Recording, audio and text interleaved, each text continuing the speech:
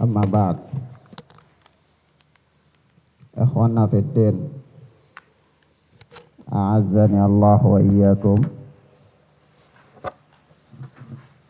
Kita lanjutkan pelajaran kita dengan kitab Bulughul Maram sampai pada hadis 325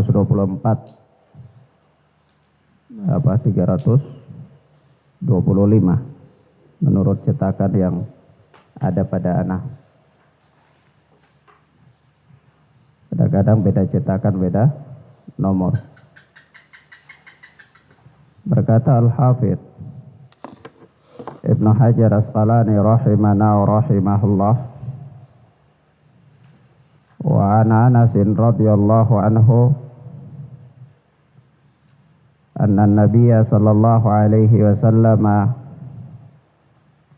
qanata syahran ba'da ar-ruku'i yad'u ala ahya'in minal arab thumma tarakahu. Dari Anas bin Malik yang Allah telah meridhoinya, dia berkata bahwa Nabi sallallahu alaihi wasallam senantiasa membaca kunut selama 1 bulan setelah ruku.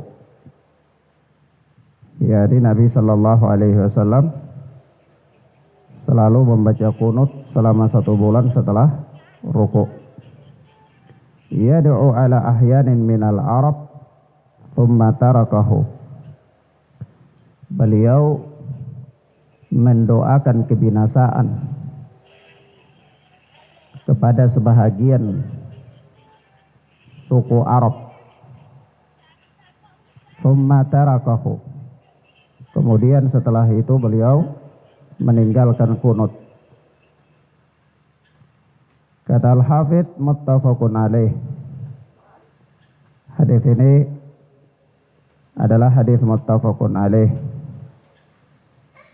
dikeluarkan oleh Al-Imam Bukhari dan Muslim dalam sahih keduanya. Wali Ahmad wa Daraqutni nahuhu min wajhin akhar. Kata Al-Hafidh, dan bagi Imam Ahmad dan Al-Imam Ad-Daraqutni meriwayatkan hadis yang serupa dengan ini, min wajhin akhar, dari jalan yang lain. Wazada, dan padanya ada tambahan, fa amma fi subhi lam yazal yaqnutu hatta faraqat dunya. Adapun pada salat subuh beliau tidak pernah meninggalkannya, yakni senantiasa kunut terus menerus pada salat subuh hatta faraqat dunya, sampai beliau wafat. Nah, maka akhwana fiddin, azzani Allah wa iyyakum, di dalam hadis yang mulia ini, hadis Anas bin Malik radhiyallahu taala anhu yang dikeluarkan oleh Imam Bukhari dan Muslim dalam sahih keduanya, menunjukkan bahwa Nabi sallallahu alaihi wasallam senantiasa melakukan kunut selama 1 bulan full. Setelah itu beliau tinggalkan kunut. Kunut yang beliau lakukan ini yaitu yad'u ala ahya'in. Beliau mendoakan kebinasaan kepada sebagian suku Arab ketika itu. Nah, hal ini menunjukkan kepada kita, sebagaimana dijelaskan oleh para ulama, bahwa kunut yang dilakukan oleh Rasulullah sallallahu alaihi wasallam di sini adalah kunut nazilah. Kunut nazilah. Dan lamanya waktu Rasulullah melakukannya itu hanya 1 bulan. Apa sebab Rasulullah melakukan kunut ini? Ya, sebabnya adalah karena waktu itu ada beberapa kabilah Arab, yaitu kabilah Ri'il, Usayyah, Dakwar, dan Bani Lihyan. Mereka membunuh para penghafal-penghafal Al-Quran. Ya, mereka datang kepada Nabi Shallallahu Alaihi Wasallam meminta supaya Nabi mengirimkan kepada mereka para penghafal Al-Quran untuk mengajarkan di kabilah mereka Al-Quran. Setelah permintaan mereka dipenuhi oleh Nabi, di perjalanan mereka hadang. Mereka hadang dan mereka membunuh para utusan tersebut. Karena perkara inilah Nabi Shallallahu Alaihi Wasallam mendoakan kepada Allah Subhanahu Wa Taala kebinasaan atas mereka. Dan itu dilakukan oleh Nabi selama 1 bulan full. Setelah di semua sholat, apakah di sholat duhur, di sholat asar, maghrib, isya maupun subuh, Nabi lakukan semuanya selama 1 bulan full. Setelah itu Nabi Shallallahu Alaihi Wasallam meninggalkan kunut ini. Nah, ini yang pertama. Yang kedua dari hadis yang mulia ini, bahwa tempat melakukan kunut, yakni berdasarkan zahir hadis, yaitu ba'da ruku', setelah ruku'. Kunut ini dilakukan setelah ruku'. Ini seseorang dia sholat, setelah dia baca Al-Fatihah, doa istiftah Al-Fatihah, baca ayat, dia ruku', kemudian dia bangkit dari ruku', baru dia berkunut. Nah, baik. Kunut ini namanya kunut nazilah. Maka kita berikan catatan bahwa kunut nazilah ini disyariatkan apabila ada sebab tertentu. Misalnya kaum muslimin mendapatkan mara bahaya, ya, atau kaum muslimin mendapatkan tekanan-tekanan dari kaum kufar, diserang, diperangi, dibantai, dan seterusnya, maka mereka boleh untuk melakukan kunut nazilah. Nah, ini pertanyaan, apakah boleh di dalam sebuah negeri masing-masing kelompok melakukan kunut nazilah, atau harus berdasarkan ketetapan atau perintah dari pemimpin, waliul amr? Di dalam hal ini para ulama berselisih pendapat.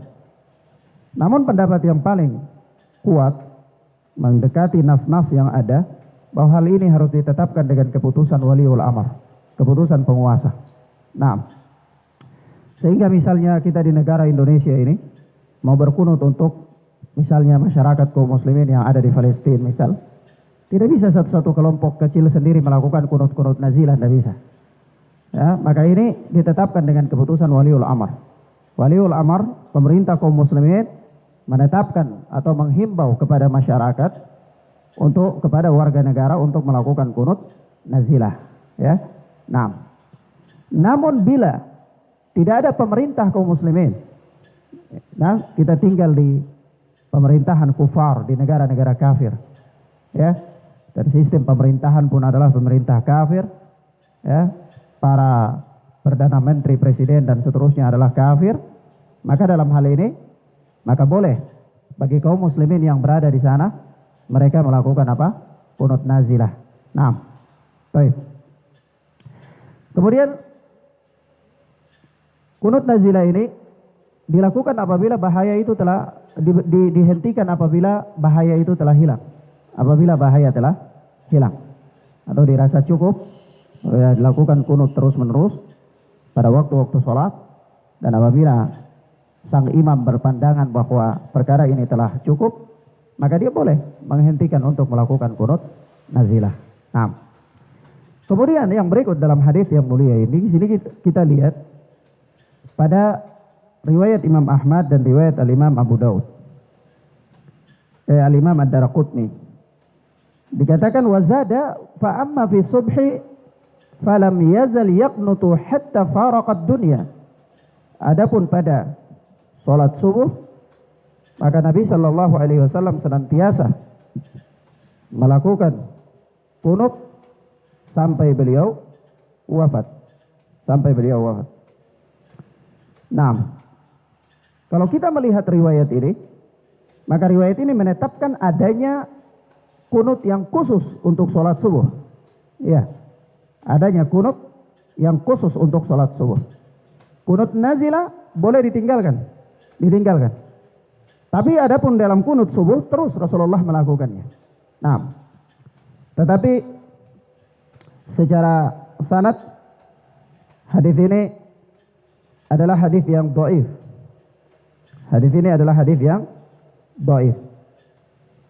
Disebabkan karena di dalam sanadnya terdapat rawi yang bernama Abu Ja'far Ar-Razi. Dan dia ini adalah rawi yang dhaif. Maka para ulama mengatakan seperti Al-Alama Albani rahimahullah dan juga Syekh Muhammad Hizam hafizana wa hafizahullah dan jumhur para ulama mengatakan hadis ini adalah tambahan yang mungkar.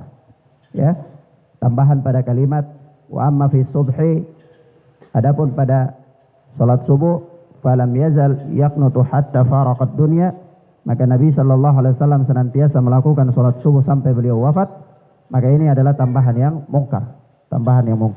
Nah, maka dengan demikian hadis ini tidak dapat dijadikan hujjah, tidak dapat dijadikan dalil untuk menunjukkan apa? Ditetapkannya adanya kunut pada sholat subuh. Nah, kemudian selanjutnya berkata Al-Hafidh Ibnu Hajar Asqalani rahimana wa rahimahullah, wa anhu radhiyallahu anhu anna Nabiy sallallahu alaihi wasallam kana yaqnutu illa da'a liqaumin aw da'a ala qaumin. Ya, Nabi sallallahu alaihi wasallam dan darinya juga, yakni dari Anas bin Malik radhiyallahu taala anhu, dari Anas bin Malik radhiyallahu taala anhu, dia berkata, Nabi sallallahu alaihi wasallam, apabila Nabi sallallahu alaihi wasallam kana la yaqnutu illa idza da'a liqaumin aw da'a ala qaumin, adalah Nabi sallallahu alaihi wasallam tidak melakukan kunut kecuali apabila beliau mendoakan kebaikan kepada suatu kaum dan mendoakan kejelekan kepada suatu kaum. Sahhahahu Ibnu Huzaimah. Hadis ini disahihkan oleh Al-Imam Ibnu Huzaimah rahimana wa rahimahullah. Naam. Maka di sini hadis Anas bin Malik ini adalah termasuk diantara dalil-dalil yang menetapkan tidak adanya kunut khusus pada salat subuh. Di mana Anas bin Malik menafikan bahwa Rasulullah sallallahu alaihi wasallam tidak pernah melakukan kunut kecuali da'a li qaumin au ala qaumin, kecuali beliau mendoakan keburukan kejelekan untuk suatu kaum atau keburukan untuk suatu kaum. Yani kunut nazilah. Anas bin Malik di sini meniadakan dan menetapkan. Anas bin Malik radhiyallahu taala anhu meniadakan kunut untuk sholat subuh dan beliau menetapkan adanya kunut nazilah. Nah, maka ikhwan, ada beberapa permasalahan fikih di sini. Sebahagian madhab Syafi'i, mayoritas daripada madhab Syafi'i, mereka menetapkan adanya kunut subuh dengan nas-nas yang ada di sini, yaitu diantaranya pada hadis yang dikeluarkan oleh Imam Ahmad tadi dan Imam Ad-Darqutni. Ya, nah, di mana persoalannya adalah karena para a'immah di dalam madhab Syafi'i atau Asy-Syafi'iyah, mereka menganggap hadis tersebut riwayatnya hasan, derajatnya hasan, sebagaimana Al-Imam An-Nawawi rahimahullah. Dengan tegas Imam Nawawi rahimahullah di dalam kitab Al-Adhkar, beliau mengatakan hadis adapun kunut subuh, apabila seseorang tidak melakukan kunut subuh pada madhab kami, maka tidak apa-apa, salatnya tetap sah saja. Tetapi alangkah baiknya untuk dia menggantikannya dengan sujud sahwi, begitu kata Imam An-Nawawi. Kenapa? Karena hadis dalam perkara ini derajatnya hasan. Nah, namun sebagaimana kita katakan bahwa ya agama ini dibangun di atas nas-nas.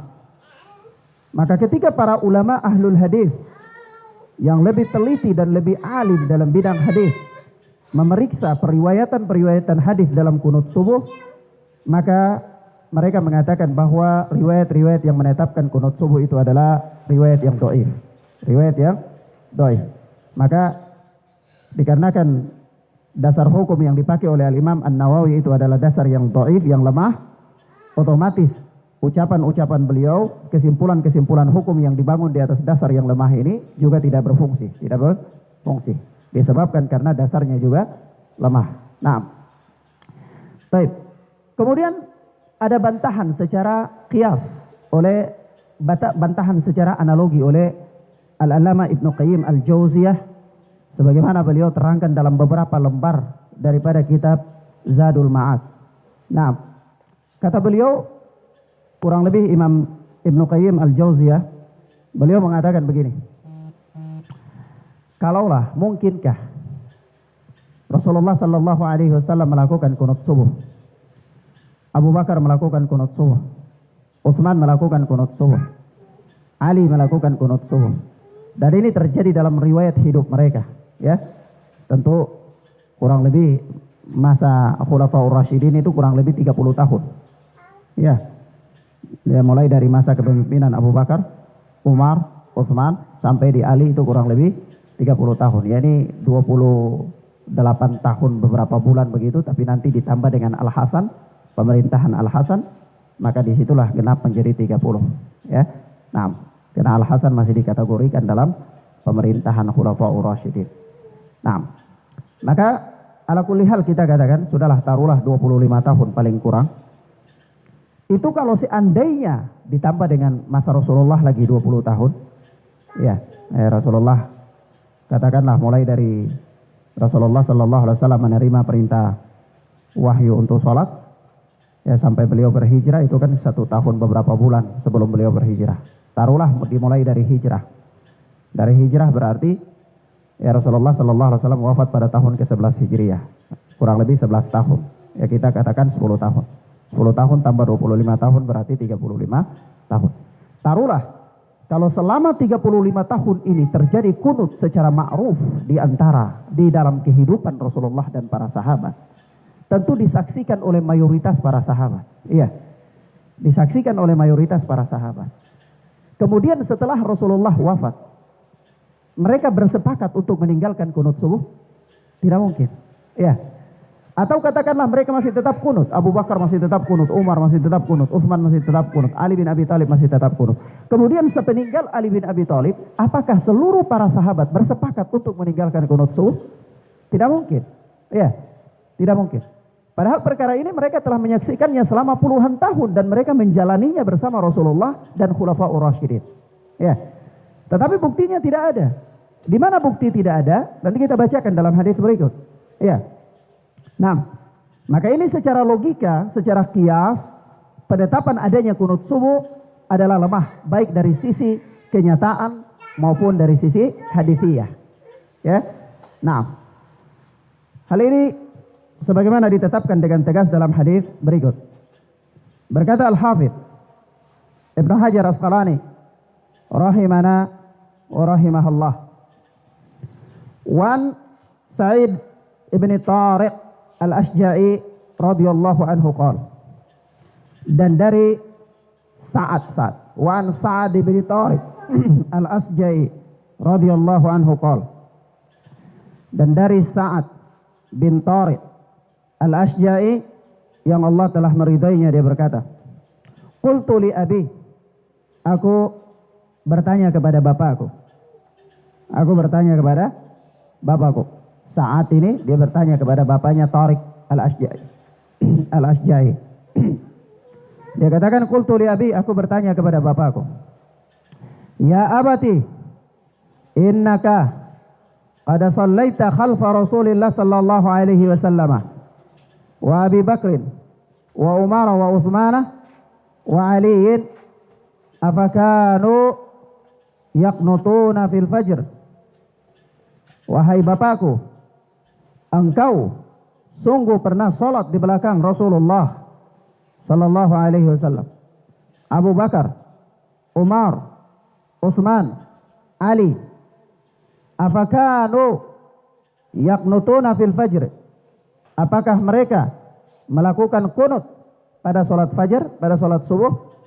Qala ay bunayya muhdath. Maka dia berkata, wahai anakku, muhdath, itu adalah perkara baru. Orang yang menetapkan kunut terus menerus pada salat subuh adalah perkara yang baru, perkara yang diada-adakan. Perkara yang diada-adakan. Kata Al-Hafidz, rawahul khamsah illa Aba Daud. Hadis ini diriwayatkan oleh lima perawi hadis dari Al-Imam Ahmad, Al-Imam At-Tirmidzi, Al-Imam Abu Daud, Al-Imam An-Nasai, Al-Imam Ibnu Majah, kecuali Abu Daud. Berarti Ahmad, Tirmidzi, Nasai, Ibnu Majah. Nah, dan hadis ini adalah hadis yang sahih. Hadis ini adalah hadis yang sahih. Nah, Syekh Muhammad Hizam mengatakan, wa huwa sahihun ala syarti Muslim. Hadis ini sahih di atas syarat sahih Muslim. Nah, maka ini adalah dalil yang menunjukkan kepada kita bahwa ya secara kias, kalau seandainya Rasulullah melakukan kunut, Abu Bakar melakukan kunut, Umar, Utsman dan Ali radhiyallahu anhum mereka melakukan kunut. Lalu sepeninggal mereka umat sepakat untuk meninggalkan kunut sehingga Tariq Al-Asyja'i mengatakan dia adalah perkara muhdats, maka ini tidak mungkin. Ini suatu hal yang tidak mungkin. Nah, tidak mungkin para sahabat bersepakat untuk meninggalkan suatu amalan yang dilakukan secara terus-menerus oleh Nabi Sallallahu Alaihi Wasallam di masa hidup beliau. Apalagi dilakukan terus-menerus oleh Khulafaur Rasyidin. Tidak mungkin. Nah, maka ini adalah nas-nas yang paling kuat di dalam bab ini yang menafikan adanya kunut subuh. Ya, menafikan adanya kunut subuh. Nah, maka di sini ada beberapa permasalahan. Permasalahan yang pertama,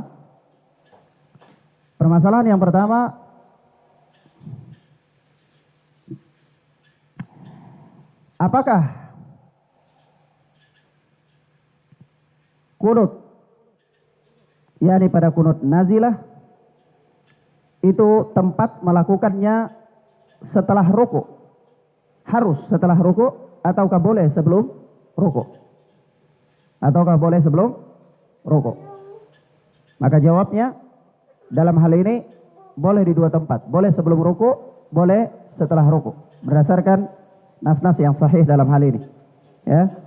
Ada riwayat-riwayat yang sahih mengatakan Nabi melakukannya sebelum ruku. Ada juga riwayat yang sebagaimana kita telah bacakan, yaitu dari Anas bin Malik yang mengatakan Nabi melakukannya setelah ruku. Jadi kalau dilakukan dua tempat ini boleh saja, ya. Suatu saat barangkali, ya, ketika nanti antum misalnya bertemu dengan kasus-kasus yang demikian, ada orang yang melakukan kunut sebelum ruku, maka ini sah saja, jangan diingkari, ya. Jangan diingkari, apalagi sampai berpandangan bahwa ini agama baru, sesat, ya. Nah, tidak boleh. Yang kedua, dalam permasalahan ini, bagaimana kalau kita sholat di belakang imam yang kunut subuh, sementara kita tidak melakukan kunut? Kita orang yang meyakini tidak adanya kunut subuh, ya. Nah, sementara sang imam meyakini adanya kunut subuh, sehingga dia melakukan kunut pada sholat subuh.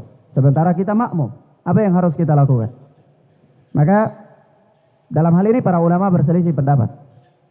Sebahagian para fuqaha mengatakan kita mengikuti imam, karena ju'ilal imamu liyutamma bih. Imam dijadikan untuk diikuti. Yang berpendapat seperti ini adalah Al-Alama Ibnu Utsaimin rahimahullah. Nah, tetapi para imam yang lain, para muhadditsun, para ahli hadis mengatakan ya sudah, kalau imam kunut ya dia kunut, kita tetap tidak kunut. Karena tidak ada kewajiban mengikuti imam dalam semua hal. Tidak ada. Ya. Nah, bahkan kewajiban mengikuti imam itu hanya dalam hal-hal tertentu berdasarkan konteks hadis. Ya, ketika Rasulullah mengatakan ju'ilal imamu liyutamma bih, imam dijadikan untuk diikuti, itu ada kalimat-kalimat sebelumnya. Itu Nabi mengatakan begini, idza kabbara al-imamu fakabbiru wa idza raka'a farka'u wa idza sajada fasjadu wa idza shalla qa'iman fasallu qiyaman. Ya. Apabila imam itu bertakbir maka bertakbirlah kalian, apabila imam ruku maka rukulah kalian, apabila imam sujud maka sujudlah kalian, apabila imam salat dengan berdiri maka salatlah kalian dengan berdiri, apabila imam salat dengan duduk maka salatlah kalian dengan duduk. Innama ju'ilal imam liyutamma bih. Sesungguhnya imam itu dijadikan untuk diikuti. Maka para ulama mengatakan ketika Rasulullah mengatakan imam dijadikan untuk diikuti, itu dibatasi dengan hal-hal yang disebutkan oleh Rasulullah ini. Artinya tidak boleh mendahului imam, tidak boleh mendahului imam dalam ruku, tidak boleh mendahului imam dalam sujud, tidak boleh mendahului imam dalam berdiri, dan tidak boleh mendahului imam atau menyelisihi imam ketika imam sholat dengan duduk atau sholat dengan berdiri, karena imam itu untuk diikuti. Ada pula hal-hal lain dari itu tidak wajib untuk diikuti, sebagaimana ketika imam sholat, imam membaca surat yang lain, ya, antum membaca surat yang lain, boleh, tidak ada kewajiban untuk mengikuti, ya. Begitu pula ketika imam sholat misalnya dia bangkit dari ruku, dia bersedekap, maka tidak ada kewajiban antum bangkit dari ruku untuk bersedekap, tidak ada. Atau ketika imam dia sholat di 2 rakaat, dia duduk iftirash, ya, atau dia duduk tawarruk, maka tidak ada kewajiban anda harus duduk tawarruk juga, tidak ada, ya. Nah, misalnya antum datang terlambat masbuk di rakaat yang kedua, sementara imam di rakaat yang terakhir, imam duduk tawarruk, apakah antum harus tawarruk juga? Tidak ada kewajiban duduk tawarruk di situ, ya. Nah, kalau kita misalnya penggal kalimat ini, innamal ju'ilal imamu liyutamma bih, imam dijadikan untuk diikuti, maka harus diikuti untuk semua perkara, ya, termasuk posisi duduk, cara-cara duduk, kaifiyah duduk ini. Tapi tidak demikian, hadis itu tidak dipahami demikian, ya. Nah, karena dibatasi oleh Rasulullah sallallahu alaihi wasallam dengan kalimat sebelumnya. Apabila imam ruku maka ruku, apabila imam bertakbir maka takbirlah kalian. Artinya imam dijadikan untuk diikuti, jangan kalian mendahului imam dalam bertakbir, ya. Begitu juga ketika imam ruku, ketika imam sujud dan seterusnya. Nah, maka ya, pendapat yang kuat, yang ana pandang kuat berdasarkan nas-nas dalam permasalahan ini adalah kita tidak wajib mengikuti imam ketika kita berkeyakinan bahwasanya kunut subuh adalah perkara yang muhdats, lalu kita sholat di belakang imam yang melakukan kunut subuh, maka tidak ada kewajiban untuk mengikutinya. Tidak ada kewajiban untuk mengikutinya. Nah, wallahu ta'ala alam bissawab. Yang berikut, berkata Al-Hafidh Ibn Hajar Asqalani rahimana wa rahimahullah, wa anil Hasan ibn Ali radhiyallahu anhuma qala, dan dari Al-Hasan bin Ali yang Allah telah meridai beliau dan bapaknya, dia berkata, Al-Hasan bin Ali adalah cucu Rasulullah sallallahu alaihi wasallam, dan dia punya apa?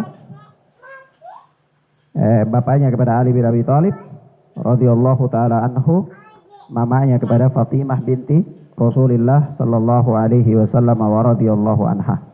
Naam. Al-Hasan bin Ali bin Abi Thalib radhiyallahu anhuma, dia berkata,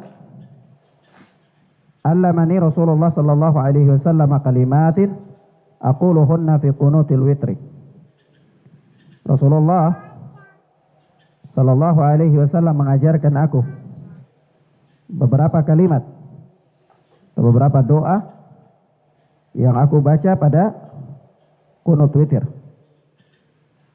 Rasulullah mengajarkan aku beberapa doa untuk aku baca pada kunut witir.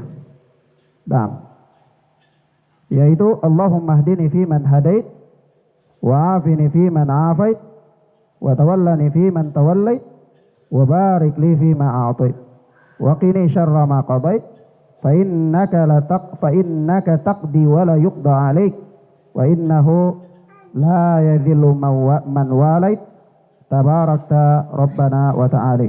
Naam. Rawahul khamsah, diriwayatkan oleh yang 5, yaitu Imam Ahmad, Tirmidzi, Abu Daud, Nasai dan Ibnu Majah. Ini Allahumma hdini fi man hadait. Ya Allah, ya, berikanlah aku hidayah, tunjukilah aku fi man hadait, ya, kepada seorang yang engkau telah berikan hidayah. Wa afini fi man afait, wa afini fi man afait. Wa tawallani fi man tawallait, dan singkirkanlah dariku fi man tawallait, apa yang telah engkau singkirkan dari orang yang telah engkau singkirkan dari mereka bahaya. Wa barik li fi ma atait, dan berikanlah kepadaku keberkahan pada apa yang engkau berikan. Wa barik li fi ma atait, berikanlah keberkahan kepadaku pada apa yang telah engkau berikan. Wa qini syarra ma qadait, dan peliharalah aku dari keburukan apa yang telah engkau putuskan. Fa innaka la taqdi wa la yuqda, fa innaka taqdi wa la yuqda alaik. Sesungguhnya engkau adalah pemberi keputusan dan tidak ada yang memberikan keputusan atasmu. Innahu la yadillu ma walait. Ya, sesungguhnya tidak terhina orang yang engkau bela, tidak terhina orang yang engkau bela. Tabarakta rabbana wa ta'ala. Ya, maha suci engkau, ya Rabb kami, wa ta'alait, dan maha tinggi. Nah, di sini diriwayatkan oleh yang 5 kata Al-Hafidh. Maka di sini ya ikhwan, azani Allah wa iyyakum, kata Al-Hafidh, wa zada At-Tabrani wal Baihaqi, dan Al-Imam At-Tabrani dan Al-Imam Al-Baihaqi menambahkan wala ya'izzu man adait, dan tidak akan mulia orang yang engkau musuhi. Tambahan dari Al-Imam Ad-Daraqutni. Wa zada An-Nasa'i min wajhin akhar fi akhirih, dan Al-Imam An-Nasa'i menambahkan dari jalur yang lain di akhir daripada doa kunut witir itu ada tambahan wa sallallahu ta'ala ala nabi, dan salawat kepada Nabi sallallahu alaihi wasallam. Ini salawat, ya, boleh menggunakan sallallahu ta'ala ala nabi atau sallallahu alaihi wasallam atau yang lainnya boleh saja. Baik. Nah, tambahan Al-Imam An-Nasa'i ini adalah tambahan yang dhaif. Tambahan Al-Imam An-Nasa'i ini adalah tambahan yang dhaif sebagaimana diterangkan oleh Al-Alama Albani rahimahullah dalam Sunan An-Nasa'i. Maka di sini ya kawan, ada beberapa hal pada hadis ini. Perkara yang pertama, memang para ulama berselisih pendapat dalam menentukan kesahihan riwayat ini. Umumnya mereka mensahihkan, ya, termasuk diantaranya Al-Alama Albani rahimahullah. Konteks hadis ini semuanya menurut beliau adalah sahih. Adapun Al-Alama Syekh Muhammad Hizam, beliau mengatakan hadis ini sahih tanpa kalimat fi kunutil witri, ya, pada kunut witir. Jadi Rasulullah mengajarkan Al-Hasan doa untuk dia baca ini. Doa ini bukan khusus di kunut witir, karena tidak, kalimat fi kunutil witri ini menurut Syekh Muhammad Hizam adalah dhaif, ya. Nah, sehingga kesimpulannya Nabi mengajarkan Al-Hasan untuk membaca doa ini di mana saja. Di mana saja. Tidak ada kekhususan pada kunut witir. Nah, dan ini pendapat yang ana yakini kuat, ya, berdasarkan karena beberapa hal dalam periwayatan, ya, beberapa hal dalam periwayatan. Maka kalimat allamani Rasulullah sallallahu alaihi wasallam kalimatin aquluhunna, Nabi mengajarkan aku beberapa kalimat yang aku baca, beberapa doa yang aku baca. Itu sahih.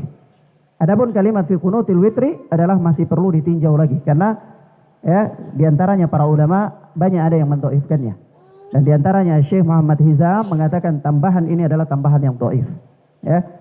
Tambahan kalimat ini adalah kalimat yang dhaif. Baik. Yang kedua, dari hadis yang mulia ini kita tetapkan bahwa adanya kunut pada witir. Adanya kunut pada witir. Sebagaimana datang dalam hadis-hadis yang lain bahwa Nabi sallallahu alaihi wasallam melakukan kunut pada salat witir, ya. Nabi sallallahu alaihi wasallam melakukan kunut pada salat witir. Nah, mana bacaannya? Ya, kalau kita lihat mau baca dengan bacaan doa ini ya terserah saja. Ya. Nah. Tapi kalau bagi para a'imah yang menganggap hadis ini adalah sahih, maka mereka menentukan bahwa ini adalah bacaan doa untuk kunut witir. Nah. Pertanyaan, bolehkah kita menambah? Bolehkah kita menambah doa-doa yang lain di kunut witir selain daripada doa yang ada ini? Sebagaimana kalau kita ikuti sholat di Masjidil Haram, itu biasanya kunutnya panjang sekali. Ya, sang imam itu menambah banyak bacaan doa di belakang daripada doa ini. Allahumma hdina fi man hadait wa afina fi man afait wa tawallana fi man tawallait. Ya, itu setelahnya dia baca panjang sekali. Maka dalam hal ini pun para ulama berselisih pendapat. Para ulama berselisih pendapat. Sebagian para fuqaha mengatakan boleh saja, tidak apa-apa. Adapun sebagian ahlul hadis seperti Al-Alama Albani mengatakan tidak boleh, harus dibatasi dengan nas hadis. Ya, harus dibatasi dengan apa? Nas hadis. Dan apa sebaik-baik petunjuk adalah petunjuk Rasulullah sallallahu alaihi wasallam. Ala kulli hal dalam hal ini luas, ya. Anda mau menambah, insyaallah tidak ada masalah. Anda mau berpegang teguh dengan dohir nas juga tidak ada masalah, ya. Nah, yang berikut, yang ketiga, bolehkah menambah salawat di akhir daripada bacaan kunut pada sholat witir? Ini pun para ulama berselisih pendapat, panjang sekali perselisihan mereka. Ya, namun kalau kita melihat pada zahir nas, maka yang lebih kuat adalah mencukupkan dengan doa yang tersebut di dalam nas saja, ya, tanpa ada penambahan salawat, ya, tanpa ada penambahan salawat. Yang ketiga, apakah makmum boleh mengaminkan imam ketika membaca doa kunut? Maka jawabnya disyariatkan makmum apa? Mengaminkan. Tetapi amin itu jangan asal amin, ya. Amin di setiap doa. Ya, bukan di zikir-zikir. Ada kadang-kadang imam dia misalnya mau baca doa kunut itu dia zikir dulu, dia baca apa? Pujian-pujian banyak, ya. Sementara kita pikir dia sudah berdoa, ya kita amin amin amin. Padahal dia ini masih memuji Allah misalnya. Ya, dia masih bertasbih dan seterusnya. Tidak boleh. Ya, tetapi amin itu di penghujung dari setiap kalimat doa. Misalnya Allahumma hdina fi man hadait. Sampai di situ kita katakan amin. Ya. Amin pun jangan kayak orang lagi menyanyi dirigen, kor semua sama-sama. Nah, amin saja. Ya. Nah, begitu. Amin pada setiap kalimat. Nah, nanti ketika imam itu dia sudah baca salawat, pujian dan lain-lain, jangan amin lagi. Ya. Jangan amin lagi. Nah, yang ke berapa? 4 ya. Yang keempat, apakah di dalam kunut ini disyariatkan mengangkat tangan? Apakah di dalam kunut ini disyariatkan mengangkat tangan? Maka dalam hal ini panjang sekali pembahasannya. Pembahasannya panjang sekali. Syekh Muhammad Hizam di dalam Fathul Alam mengatakan disyariatkan mengangkat tangan. Namun kalau melihat pada riwayat-riwayat dalam permasalahan ini, maka yang kuat tidak mengangkat tangan. Kunut saja dan amin saja tanpa mengangkat tangan. Ya. Karena dalam hal ini ya berdasarkan beberapa riwayat.